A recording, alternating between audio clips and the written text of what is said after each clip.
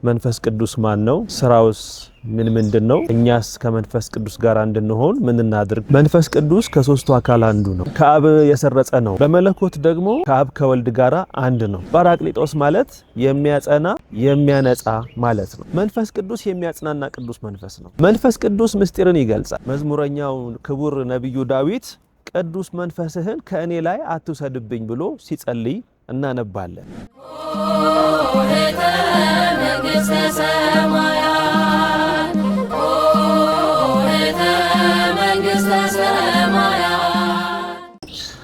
በስመ አብ ወወልድ ወመንፈስ ቅዱስ አሃዱ አምላክ አሜን። እንኳን ለበዓለ ጳራቅሊጦስ በሰላም አደረሳችሁ አደረሰን። መንፈስ ቅዱስን ተቀበሉ። የዮሐንስ ወንጌል ምዕራፍ 20 ቁጥር 21 ላይ አምላካችን ኢየሱስ ክርስቶስ ለደቀ መዛሙርቱ የተናገረው ቃል ነው። ስለዚህ በዚህ ቀን መንፈስ ቅዱስ ማን ነው? ስራውስ ምንድነው?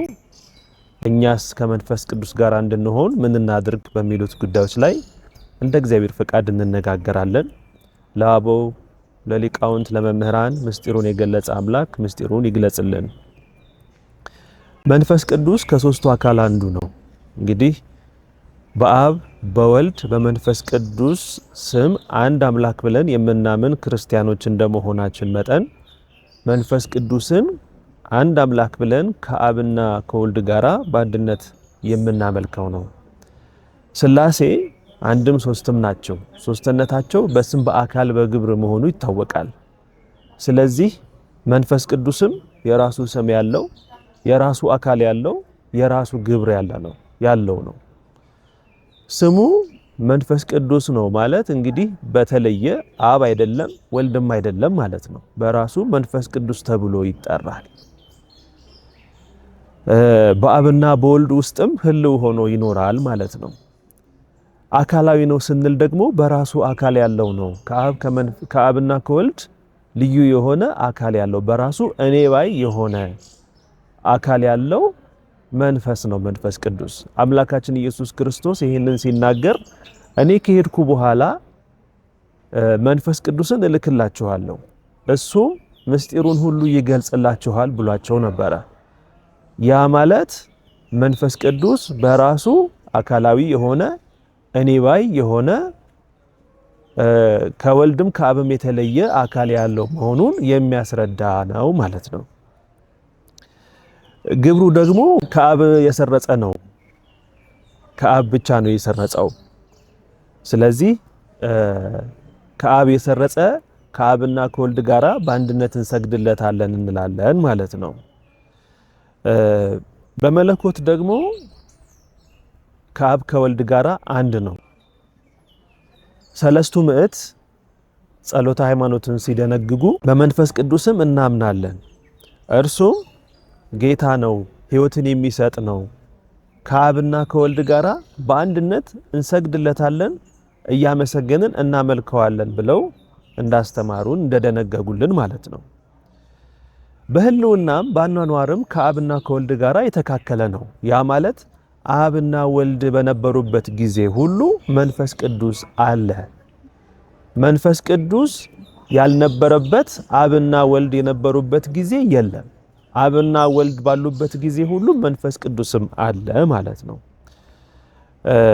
እንዲያውም በትንቢተ ኢሳይያስ ምዕራፍ 48 ቁጥር 16 ላይ ጌታ እግዚአብሔርና መንፈሱ ልከውኛል ይላል። እንግዲህ በዚህ የብሉይ ኪዳን የትንቢት መጽሐፍ ላይ የምናገኘው የእግዚአብሔር መንፈስ በዚያም ዘመን ይሰራ እንደነበረ ነው ማለት ነው። አምላካችን ኢየሱስ ክርስቶስም በዮሐንስ ወንጌል ምዕራፍ 20 ቁጥር 21 ላይ አብ እንደላከኝ እኔ ደግሞ እንደዚሁ መንፈስ ቅዱስን እልክላችኋለሁ እንዳላቸው እናገኛለን ማለት ነው። ስለዚህ እፍ ካለባቸው በኋላ መንፈስ ቅዱስን ተቀበሉ ብሏቸዋል። ይሄ ማለት መንፈስ ቅዱስ በህልውና በእግዚአብሔር ወልድ ውስጥም እንዳለ ያሳየናል ማለት ነው። ከሱ ጋር ባይሆን ኖሮ በስትንፋሱ እፍ ካለ በኋላ መንፈስ ቅዱስን ተቀበሉ ባላላቸው ነበረ ለማለት ነው። ስለዚህ በኩነት ወይም ደግሞ በአኗኗራቸው ሥላሴ በአብ ልብነት ያስባሉ፣ በወልድ ቃልነት ይናገራሉ፣ በመንፈስ ቅዱስ ሕይወትነት ይኖራሉ እንላለን። ይሄም ማለት መንፈስ ቅዱስ ለራሱ ሕይወት ሆኖ ለአብም ለወልድም ሕይወታቸው ነው ማለት ነው። ስለዚህ በአንድነት በሶስትነት ከአብና ከወልድ ጋራ የምናመሰግነው የምናመልከው አምላካችን ነው ማለት ነው መንፈስ ቅዱስ። ስለ መንፈስ ቅዱስ ይሄን ያህል ካወራን ወይም ከተነጋገርን ስራው ምንድነው? ምን ይረዳናል? ምን ያግዘናል? የሚለውን ደግሞ እንመለከታለን። መንፈስ ቅዱስ በግሪክ ቃል ጳራቅሊጦስ ተብሎ ይታወቃል። ጳራቅሊጦስ ማለት የሚያጸና የሚያነጻ ማለት ነው። አስተውለን ሰምተን ከሆነ ካህናት አባቶቻችን ወደ ቅዳሴ በሚገቡበት ሰዓት ቡሩክ እግዚአብሔር አብ ኀዜ ኩሉ አምላክነ ማለትም አምላካችን ዓለምን ሁሉ የያዘ እግዚአብሔር አብ ቡሩክ ነው። ቡሩክ እግዚአብሔር አብ ኀዜ ኩሉ አምላክነ ወቡሩክ ወልድ ዋህድ እግዚእነ ኢየሱስ ክርስቶስ መድኃኒነ። በተዋህዶ ከሁለት አካል አንድ አካል ከሁለት ባህሪ አንድ ባህሪ ሆኖ ሰው የሆነ መድኃኒታችን አምላካችን ኢየሱስ ክርስቶስ ቡሩክ ነው። ወቡሩክ መንፈስ ቅዱስ ጳራቅሊጦስ መጽሒ ወመንጽሔ ኩልነ።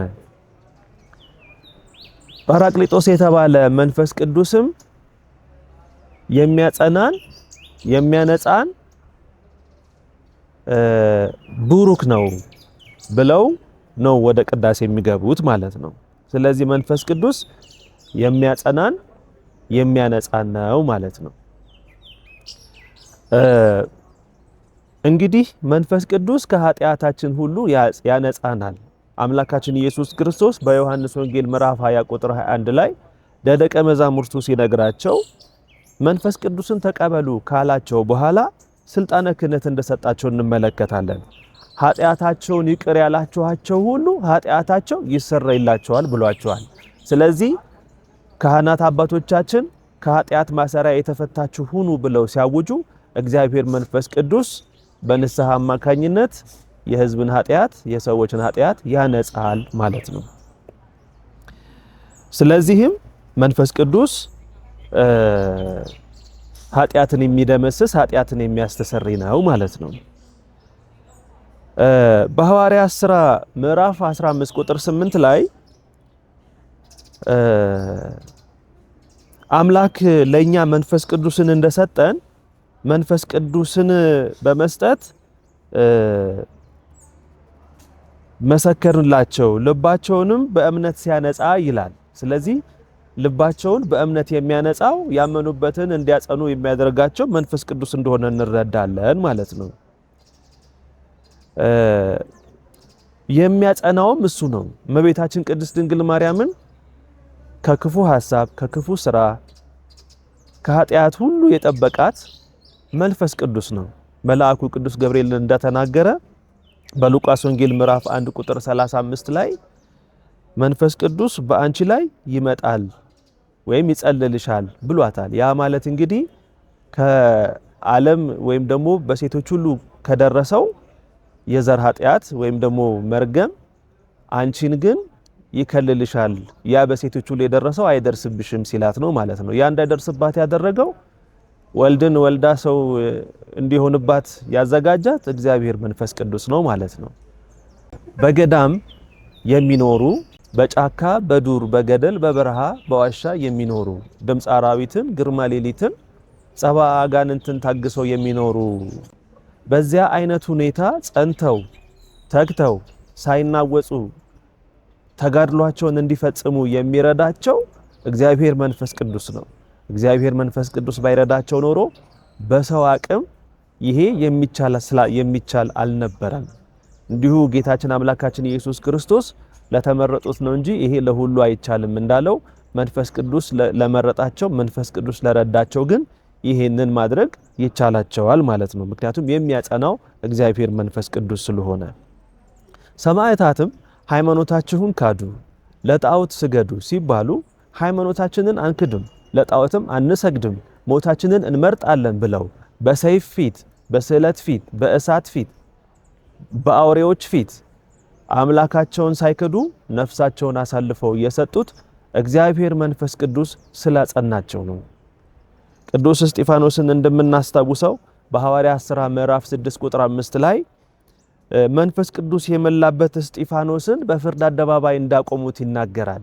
አምላካችን ኢየሱስ ክርስቶስ ግን ለፍርድ ቢያቆሟችሁ በጉባኤ ፊት ቢያቆሟችሁ ምን እንናገራለን ብላችሁ አታስቡ፣ የምትናገሩትን መንፈስ ቅዱስ ያቀብላችኋል እንዳለ በፍርድ አደባባይ በጉባኤ ፊት በፖለቲካና በሃይማኖት ሰዎች ፊት ቅዱስ እስጢፋኖስ ያመነበትን እንዲመሰክር በድፍረት እንዲናገር ያደረገው እግዚአብሔር መንፈስ ቅዱስ ነው።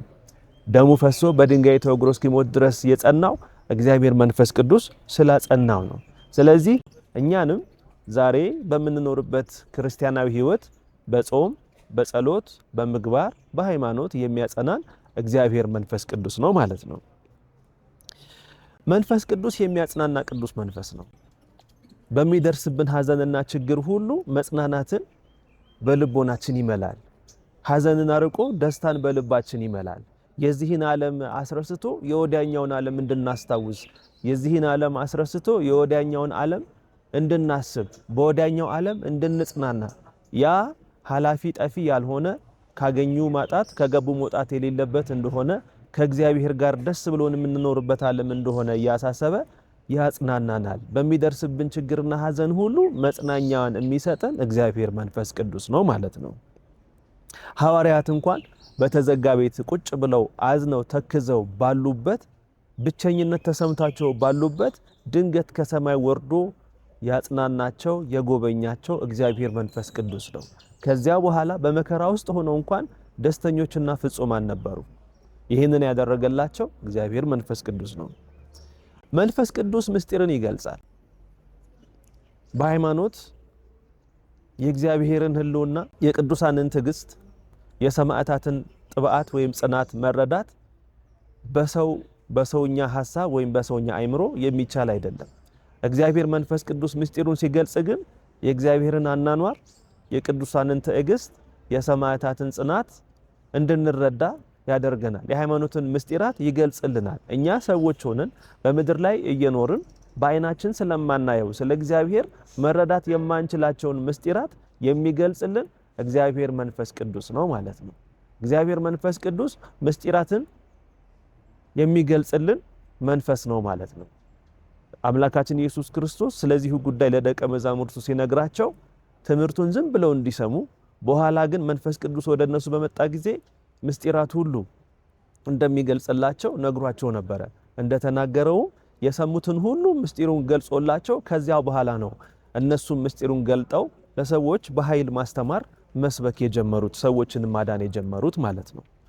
እንግዲህ መንፈስ ቅዱስ ይህንን ሁሉ ሰውን የሚረዳ ከሆነ፣ በዚህ ሁሉ መንገድ ሰዎችን የሚረዳ ከሆነ እኛስ ከመንፈስ ቅዱስ ጋር ለመኖር ምን ማድረግ አለብን የሚለውን እንመለከታለን።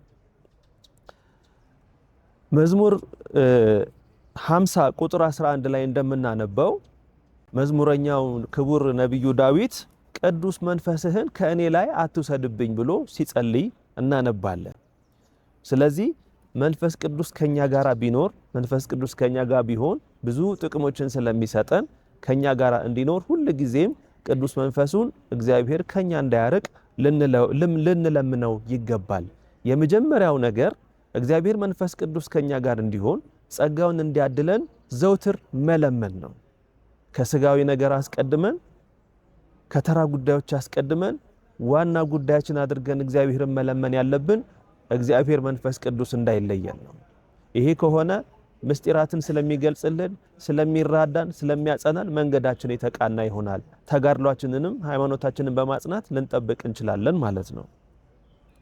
አምላካችን ኢየሱስ ክርስቶስ ስለዚሁ ጉዳይ ሲናገር እናንተ ክፉዎች ስትሆኑ አላቸው፣ ልጆቻችሁ አሳ ቢለምኗችሁ እባብ፣ ዳቦ ቢለምኗችሁ ድንጋይ አትሰጧቸውም። እግዚአብሔርማ ቸር አምላክ እናንተ ብትለምኑት ወይም ለሚለምኑት ጸጋ መንፈስ ቅዱስን ላክልን ፈኑ መንፈስ ቅዱስ ብለው ለሚለምኑኝማ ወይም ለሚለምኑትማ ምን ያህል ጸጋውን አትረፍርፎ አብዝቶ ይሰጣቸው ስላለ የመንፈስ ቅዱስን ጸጋ ብንለምነው እግዚአብሔር አምላክ ሳይሰስት የሚሰጥ ለጋስ ጌታ ነውና መንፈስ ቅዱስን ይሰጠናል ማለት ነው። ሌላኛው ደግሞ ድምፁን መስማት ነው። እግዚአብሔር መንፈስ ቅዱስ በውስጣችን ሆኖ የምንሄደውን መንገድ ይቆጣጠራል። በስህተት መንገድ የምንጓዝ ከሆነ የምንሄድበት መንገድ ከእግዚአብሔር እንደሚያጣላን እየነገረ ይወቅሰናል። የጸጸትን ሐሳብ ያሳድርብናል። የምንሰራው ስራ ትክክል እንዳልሆነ፣ ከኃጢአት መንገዳችን መመለስ እንዳለብን፣ ተመልሰንም ንስሐ መግባት እንዳለብን ዘወትር በአእምሯችን ውስጥ መልእክት ያስቀምጣል። ስለዚህ ይሄ ጥሪ የመንፈስ ቅዱስ ጥሪ መሆኑን አውቀን ወደ እግዚአብሔር መመለስ ይገባል ማለት ነው። አለበለዚያ ለዳንቅን የተሰጣችሁን ወይም የታተማችሁበትን ቅዱሱን የእግዚአብሔር መንፈስ አታሳዝኑት ብሎ ሐዋርያው እንደተናገረ መንፈስ ቅዱስ ጥሪውን ባለመስማታችን፣ አምላካዊ ጥሪውን ባለመስማታችን ያዝንብናል ማለት ነው። ሌላው በሃይማኖት መጽናት ያስፈልጋል። ሃይማኖት የሌለው ሰው መንፈስ ቅዱስ አያድርበትም፣ እንዲያውም ይለየዋል። አባቶቻችን ስለዚህ ነገር ሲያስተምሩ መንፈስ ቅዱስን በርግብ ይመስሉታል። ርግብ ቤቷን ሰርታ ጎጆዋን ቀልሳ እንቁላል ጥላ ልጆች ፍልፍላ ትኖራለች። ነገር ግን እንቁላሏን ቢሰብሩባት ልጆቿን ቢገሉባት ታዝናለች እንጂ ጎጆዋን ጥላ አትሄድም። እዛው ሌላ እንቁላል ጥላ ሌላ ልጆች ፈልፍላ ትኖራለች። ቤቷን ግን በእሳት ቢያቃጥሉባት ወይም ቢያፈርሱባት አዝና ከዚያ ቦታ ትሄዳለች። ተመልሳም እዛ ቦታ ላይ ቤቷን አትሰራም። ስለዚህ እግዚአብሔር መንፈስ ቅዱስም እንደዚሁ ምግባር በሃይማኖት ጸንተን ምግባር ትሩፋት ቢጎለን ያዝናል። የጸጸትን መልእክት በአእምሯችን ያስተላልፋል እንጂ አይለየንም። ከሃይማኖት ብንርቅ ግን ቤቷ ፈርሶባት ከአካባቢው እንዳራቀችው ርግብ ከኛ ይርቃል። ስለዚህ መንፈስ ቅዱስ ከኛ ጋር እንዲኖር የሚያደርገው አንዱ ዋና ጉዳይ ሃይማኖት ስለሆነ በሃይማኖት መጽናት ያስፈልገናል ማለት ነው። ሌላው ደግሞ በቤተ ክርስቲያን ዘውትር መገኘትና ደጅ መጥናት ይገባል። ምዕራፈ መንፈስ ቅዱስ የተባለች ቤተ ክርስቲያን መንፈስ ቅዱስ የሚያድርባት፣ የሚኖርባት፣ የሚገኝባት፣ ከአብ ከወልድ ጋር የሚመሰገንባት፣ የሚሰለስባት፣ የሚቀደስባት ነች። መንፈስ ቅዱስ በቤተ ክርስቲያን ዘውትር ይረባል፣ ዘውትር ይገኛል፣ ዘውትር ይኖራል። ስለዚህ እኛ በቤተ ክርስቲያን ስንገኝ የመንፈስ ቅዱስ ጸጋ ተካፋይ እንሆናለን ማለት ነው። እግዚአብሔር መንፈስ ቅዱስ የምንጠመቅበትን ውሃ ለውጦ ከጌታችን ከኢየሱስ ክርስቶስ ከጎኑ የፈሰሰውን ማየገቦ ያደርግልናል። እግዚአብሔር መንፈስ ቅዱስ የምናቀርበውን በቅዳሴ ጊዜ የምናቀርበውን መስዋዕት ህብስቱንና ወይኑን ለውጦ አማናዊ የክርስቶስ ቅዱስ ሥጋ አማናዊ የክርስቶስ ክቡር ደም አድርጎ ይለውጥልናል። እኛንም በጥምቀት የእግዚአብሔር የጸጋ ልጆች እንድንሆን ያደርገናል ማለት ነው። ጸጋውን ያሳድርብናል። በሜሮን በቅብአ ሜሮን ደግሞ ከሱ የሚገኙ ልዩ ልዩ ጸጋዎችን ያድለናል ማለት ነው። ይሄ ሁሉ እንዲሆን ግን ዘወትርኛ በቤተ ክርስቲያን እየተገኘን ከካህናት አባቶቻችን ጋር ከሌሎች ምእመናን እናት አባቶች ወንድሞች ጋር በመሆን መንፈስ ቅዱስን ላክልን እያልን ፈጣሪያችንን እግዚአብሔርን ልንማጸነው ይገባል ማለት ነው። ሐዋርያትን በአጽናፈ ዓለም በስብከት በአገልግሎት ጻድቃንን በገዳም ሰማዕታትን ደግሞ ከእሳት ከስለት ፊት በደም ያጸና እግዚአብሔር መንፈስ ቅዱስ እኛንም በጾም በጸሎት በሃይማኖት በምግባር ያጽናን ይቆየን። ወስብሐት ለእግዚአብሔር።